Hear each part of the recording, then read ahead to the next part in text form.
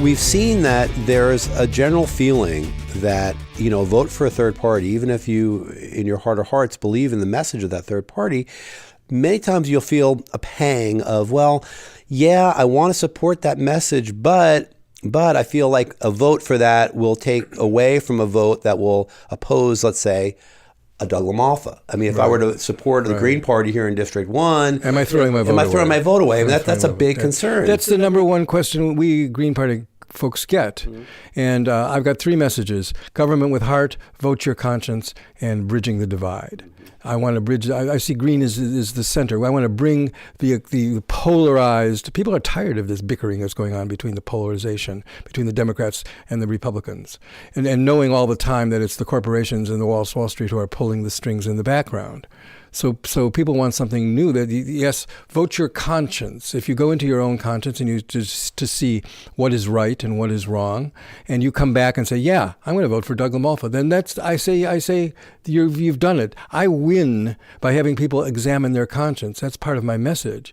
That if people just really look at what they're doing, you're talking about voting strategically. Well, it didn't work, did it? It didn't work. People were saying to the Green, if you vote for Jill Stein, it's a vote for Donald Trump. Well, guess what happened? So they've had their chance, and they blew it, and now it's time for something new to come up.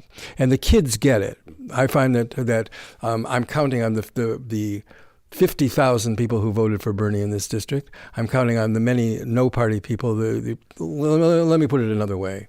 There's Republicans who are disgusted with the Republican Party. There's Democrats who are disgusted with the Democratic Party. There's independents who are disgusted with both. And then there's the non-voters, which is the biggest group. Figures I've read said 61 million people voted for Trump, 63 million people voted for Hillary Clinton, and 71 million did not vote.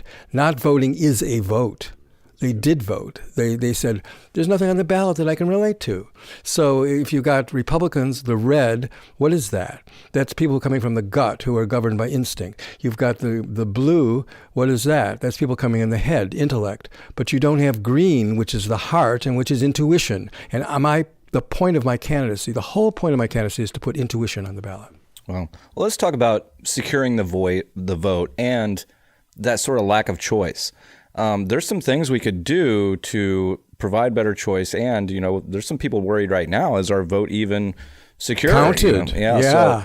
So, obviously, the Green Party's for paper balloting, and I heard that in England they actually videotape people counting the paper ballots. Duh. Yeah. Doesn't that make sense? I mean, you videotape the people count. You can go back and look at it. You can see. You need this paper trail. It's accountability, something that's accountable. And I'm not talking about bits and bytes in cyberspace. I'm talking about something that you can touch and you can redo and you can go back and see. And if we did that. There'd be more feeling that the votes are actually being counted correctly. Yeah, we had Eric Ryberg on the show. Oh, you did? I know Eric. About a year ago, and he's running for Secretary of State for the Green Party. For that purpose. And a big ranked voting supporter. Yes. And ranked voting would be a means for a third party to... Ranked voting is a plank of the Green Party, yeah. It can be a way for the third party to be a more relevant stake and it gives them a chance. Better choice for people. It gives them a chance. Now, I think I've got a good chance because there's so many. There's 6 candidates now: 3 Democrats, 2 Republicans, and 1 Green. So, and I stand out as I'm providing a real choice for people who are disenchanted and disappointed by the selection that they've got. The greatest compliment I ever get is when someone says to me, "Lewis, I've never registered or voted in my life, but I'm going to vote for you." I go, wow, that's humbling and it's exciting and it makes me feel that I'm on the right track.